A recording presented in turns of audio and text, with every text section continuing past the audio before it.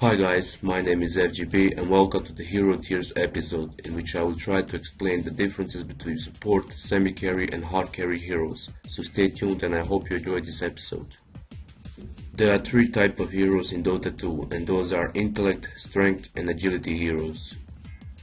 Intellect heroes have huge impact in the early game by magic damage output and are used mainly for support role. Strength heroes are the multitaskers of the game because they can play any role, whatever it is, supporting a trailing, jungling, ganking or just carrying their team.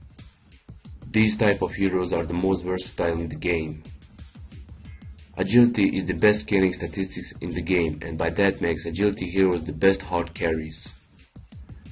These are the only type of hero that cannot be played as a support, because high agility growth per level means less intellect and strength growth per level, which makes them squishy and mana dependent in the early game, which is not team efficient. Being a hard carry type of hero and actually carrying a team are two different terms, because you can carry a team with any hero in the game, it just depends if you are using him in the most efficient way possible.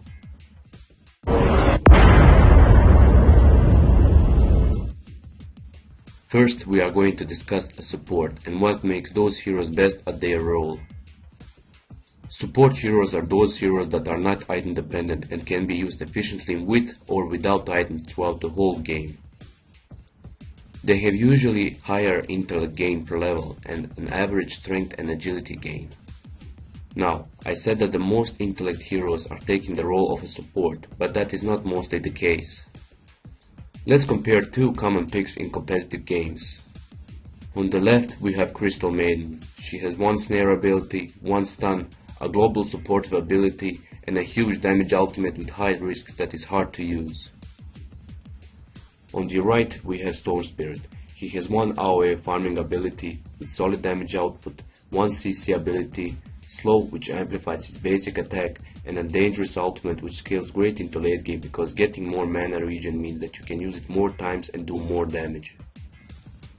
By just looking at the individual spells you can see that Storm Spirit has more potential to actually carry because his spells gives him more damage output in the late game. But we will go further than that. Let's compare basic statistics and actual stat gain per level. Crystal Maiden has 16 strength, 16 agility and 21 intellect on the start, and she gets 1.7 strength, 1.7 agility and 2.9 intellect per level. Storm Spirit has 19 strength, 22 agility and 23 intellect on the start, and he gets 1.5 strength, 1.8 agility and 2.3 intellect per level. Crystal Maiden is weaker in every single point and will not benefit from the same items as Storm Spirit would, and that is the reason she is used as a support hero because she can do pretty much the same damage and disables with or without items. Support heroes are noob friendly and should be picked by newcomers that are trying to learn the game. That does not mean that playing a support is easy, it just means that new players have easier time learning them because they usually farm less items than experienced players.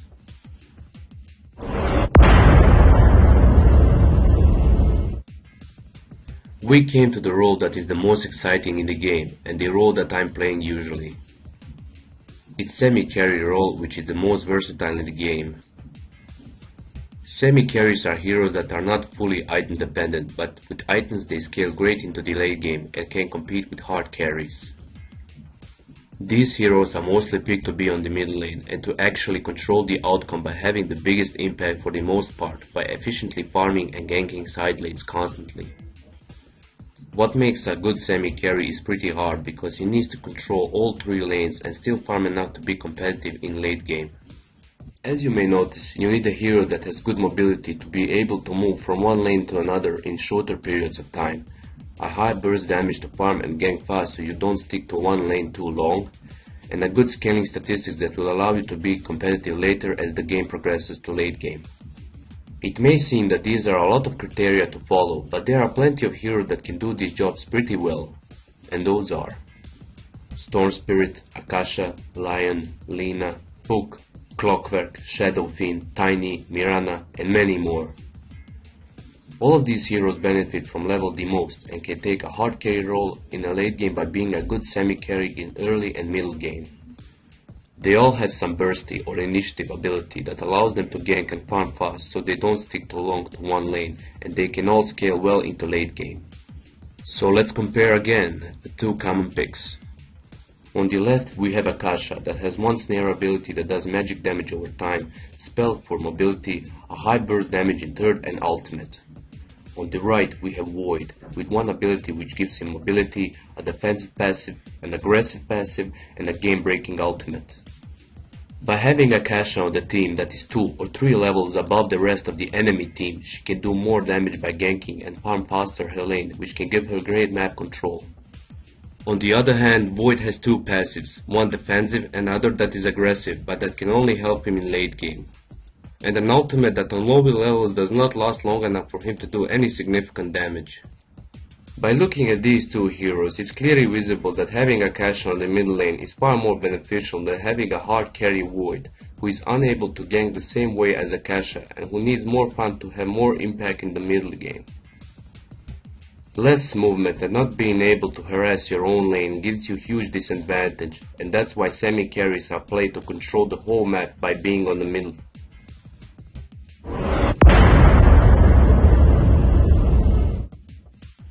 The most dangerous type of hero is hard carry, weak at start but very strong in late game if farmed properly. Hard carry heroes are heroes that are fully item dependent, and without such they cannot be efficient in any part of the game. Their spells scale excellent with items, and they are pretty much useless in the start and big part of the middle game. Hard carries are mostly agility heroes, and the reason is that they always have some passive ability that makes their basic attack stronger or more efficient. And by getting items which scale great in the late game, they have bigger damage and faster attack speed, which gives them more chances to use their passive ability. As the game progresses, hard carries get more armor through agility, and because of that they are harder to kill, which makes them dangerous as the game is dragging on. Even if most hard carry roles are filled up with agility heroes, there are some strength heroes that can take that role. Most common agility hard carries are Rikimaru, Magina, Viper, Void, Weaver.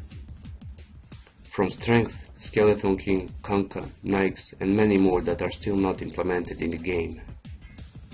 Let's compare two common competitive picks. We have Magina and Kanka. Magina has mana burning passive that lets him burn mana to units he hits, blink ability for escaping or chasing, a defensive passive that lowers magic damage taken, and an ultimate that shreds units without mana. Kanka has AoE stun, a great passive ability that lets him splash units in a line every 4 seconds, a third ability that brings marked units back where they were targeted, and an AoE stun ultimate that is tricky to land. When you look at these spells, you may seem to think that Kanka is high damage dealer with great passive, but the only problem here is that he is strength, and he is forced to buy strength items that do not give armor or attack speed. On the other hand, as the game progresses, Magina will be more and more dangerous to the opposition because as he gets more core items, he deals more damage per second, while Kanka can be useful to a point and then just get smashed against agility hard carries. If he tries to get agility core items, he will lack strength and damage, but if he goes for strength core items, he will be handicapped in attack speed and armor. Seeing this comparison, strength heroes can be played as hard carries, they just need more farm compared to an average agility carry. Well, I hope you guys now understand hero tiers and which tier is for you. Make sure to subscribe to my YouTube channel and to check last episode in What is Important in Dota 2.